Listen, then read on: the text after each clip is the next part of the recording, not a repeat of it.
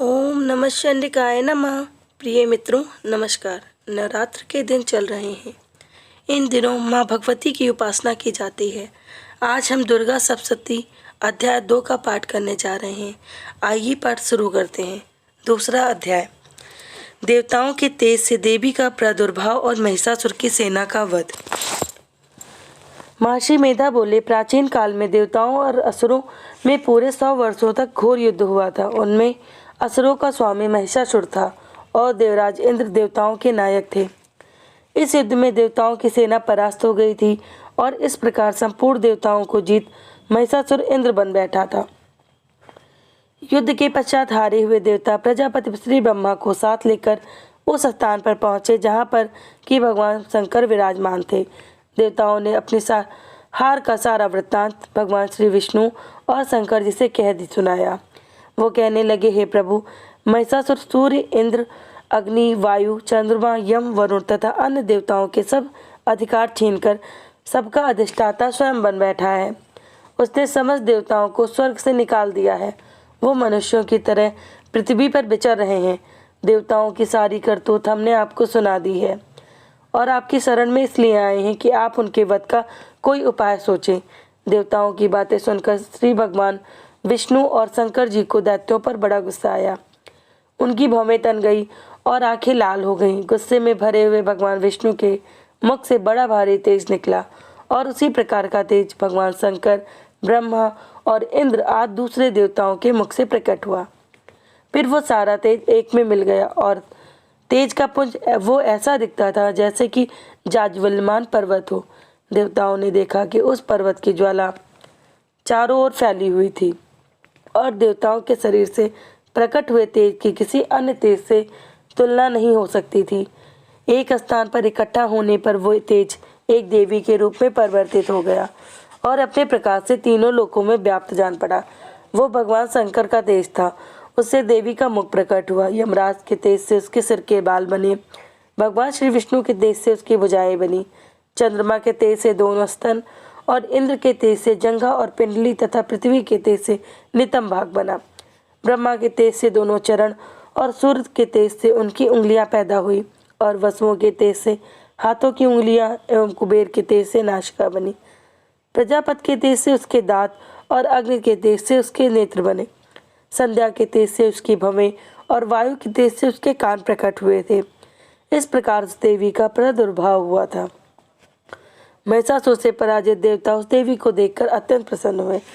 भगवान शंकर ने अपने त्रिशूल में से एक त्रिशूल निकालकर उस देवी को दिया और श्री विष्णु ने अपने चक्र में से एक चक्र निकालकर उस देवी को दिया। वरुण ने अपने चक्र में से एक चक्र निकालकर उस देवी को दिया। वरुण ने देवी को शंख भेंट किया। अग्नि ने उसे शक्ति दी। वायु ने उसे धनुष और बाण दिए। साहस नेत्रों वाले श्री देवराज इंद्र ने उसे अपने वज्र से उत्पन्न कर वज्र दिया और ऐरावत हाथी का एक घंटा उतारकर देवी को भेंट किया। यमराज ने उसे काल दंड में ले एक दंड दिया। वरुण ने उसे पास दिया। प्रजापति ने स्फटिक की माला दी और ब्रह्मा जी ने उसे कमंडल दिया। सूर्य ने देवी के समस्त रोमों को अपनी किरणों के तेज से भर दिया। काल ने उसे चमकती हुई ढाल और तलवार दी और उज्ज्वल हार और दिव्य वस्त्र से भेंट किया और उसने साथ ही उसे दिव्य चूड़ामणि दी। 2 कुंडल, कंकड़, उज्ज्वल अर्धचंद्र, बाहों के लिए बाजूबंद, चरणों के लिए नूपुर, गले के लिए सुंदर हसली और अंगुलियों के लिए रत्नों से बनी हुई अंगूठियां उसे दी। विश्वकर्मा ने उन्हें फरसा दिया और उसके साथ ही कई प्रकार के अस्त्र और अभेद कवच दिए और इसके अतिरिक्त उसने उसे कभी न कुम्हलाने वाली सुंदर कमलों की मालाएं भेंट की। समुद्र ने सुंदर कमल का फूल भेंट किया। हिमालय ने सवारी के लिए सिंह और तरह तरह के रत्न देवी को भेंट किए। यक्षराज कुबेर ने मधु से भरा हुआ पात्र और शेषनाग ने उन्हें बहुमूल्य मणियों से विभूषित नागहार भेंट किया। इसी तरह दूसरे देवताओं ने भी उसे आभूषण और अस्त्र देकर उसका सम्मान किया। इसके पश्चात देवी ने उच्च स्वर में गर्जना की। उसके इस भयंकर नाद से आकाश गूंज उठा। देवी का वो उच्च स्वर से किया हुआ सिंहनाद समा न सका। आकाश उनके सामने छोटा प्रतीत होने लगा। उससे बड़े जोर की प्रतिध्वनि हुई जिससे समस्त विश्व में हलचल मच गई और समुद्र कांप उठे। पृथ्वी डोलने लगी और सबके सब पर्वत हिलने लगे। देवताओं ने उस समय प्रसन्न हो सिंहवाहिनी जगतमयी देवी ने कहा, देवी तुम्हारी जय हो। इसके साथ महर्षियों ने भक्ति भाव से विनम्र होकर उनकी स्तुति की। संपूर्ण त्रिलोकी को शोकमग्न देखकर दैत्यगण अपनी सेनाओं को साथ लेकर और हथियार आदि सजाकर उठ खड़े हुए। महिषासुर की क्रोध की कोई सीमा नहीं थी। उसने क्रोध में भरकर कहा, ये सब क्या उत्पात है। फिर वो अपनी सेना के साथ उस ओर दौड़ा जिस ओर से भयंकर नाद का शब्द सुनाई दिया था, और आगे पहुंचकर उसने देवी को देखा जो कि अपनी प्रभा से तीनों लोकों को प्रकाशित कर रही थी। उसके चरणों के भार से पृथ्वी दबी जा रही थी। माथे के मुकुट से आकाश में एक रेखा सी बन रही थी और उसके धनुष के टंकोर से सब लोग क्षुब्ध हो रहे थे। देवी अपनी सहस्त्र भुजाओं को संपूर्ण दिशाओं में फैलाए खड़ी थी। इसके पश्चात उनका दैत्यों के साथ युद्ध छिड़ गया और कई प्रकार के अस्त्र शस्त्रों से सबकी सब दिशाएं उद्भाषित होने लगी। महिषासुर की सेना का सेनापति चिच्चुर नामक एक महान असुर था। वो आगे बढ़कर देवी के साथ युद्ध करने लगा और दूसरे दैत्यों की चतुरंगड़ी सेना साथ लेकर चामर भी लड़ने लगा और 60,000 महारथियों को साथ लेकर उदग्र नामक महादैत्य आकर युद्ध करने लगा और महाहनु नामक असुर 1 करोड़ रथियों को साथ लेकर असलोमा नामक असुर 5 करोड़ सैनिकों को साथ लेकर युद्ध करने लगा। वाष्पकाल नामक असुर 60 लाख असुरों के साथ युद्ध में आ डटा। विडाल नामक असुर 1 करोड़ रथियों सहित लड़ने को तैयार था। इनके सब अतिरिक्त और भी हजारों असुर हाथी और घोड़ा साथ लेकर लड़ने लगे और इनके सबके पश्चात महिषासुर करोड़ों रथों, हाथियों व घोड़ों सहित वहां आकर देवी के साथ लड़ने लगे। सभी असुर तोमर, विंध्यपाल, शक्ति मूषल, खड्गों, परसों, पट्टियों के साथ रणभूमि में देवी के साथ युद्ध करने लगे। कई शक्तियां फेंकने लगे और कई अन्य शस्त्रादि।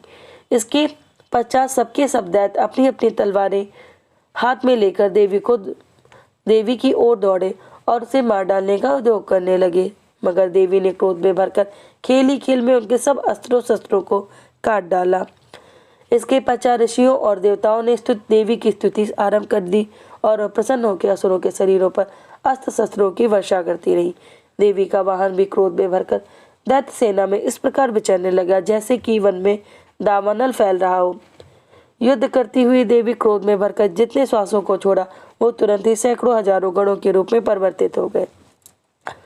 फरसे, विंध्यपाल, खड्ग तथा पट्टिस इत्यादि अस्त्रों के साथ दैत्यों से युद्ध करने लगे। देवी की शक्ति को बढ़े हुए वो गढ़ दैत्यों का नाश करते हुए ढोल, शंख व मृदक आदि बजा रहे थे। तदनंतर देवी ने त्रिशूल, गदा, शक्ति, खड्ग इत्यादि से सहस्त्रों असुरों को मार डाला। कितनों को घंटे की भयंकर आवाज से ही यमलोक पहुंचा दिया। कितने ही असुरों को उसने अपने पास में बांधकर पृथ्वी पर धर घसीटा।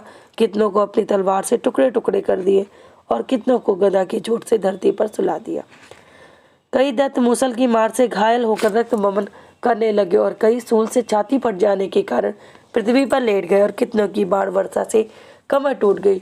देवताओं को पीड़ा देने वाले दैत्य कट कट कर मरने लगे और कितनों की बाहें अलग हो गई, कितनों की ग्रवाएं कट गई, कितनों के सिर कटकर दूर भूमि में लुढ़क गए, कितनों के शरीर बीच में से कट गए और कितनों की जंघाएं कट गई और वो पृथ्वी पर गिर पड़े।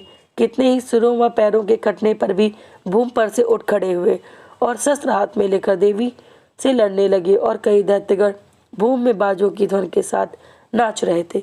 कई असुर जिनके सर कट चुके थे बिना सिर के धड़ से ही हाथ में शस्त्र लिए हुए लड़ रहे थे। दैत्य रह रहकर ठहरो ठहरो कहते हुए देवी को युद्ध के लिए ललकार रहे थे। जहाँ पर ये घोर संग्राम हुआ था वहाँ की भूमि रथ, हाथी, घोड़े व असुरों की लाशों से भर गई थी और असुर सेना के बीच में रक्तपात होने के कारण रुधिर की नदियाँ बह रही थी। और इस तरह देवी ने असुरों की विशाल सेना को क्षण भर में इस तरह नष्ट कर डाला जैसे तृष्ट काष्ठ के बड़े समूह को अग्नि नष्ट कर डालती है। और देवी का सिंह भी गर्दन के बालों को हिलाता हुआ और बड़ा शब्द करता हुआ असुरों के शरीर से मानो उनके प्राणों को ढूंढ रहा है। वहां देवी के गणों ने जब दैत्यों के साथ युद्ध किया तो देवताओं ने प्रसन्न होकर उन पर आकाश वर्षा की। जय माता दी।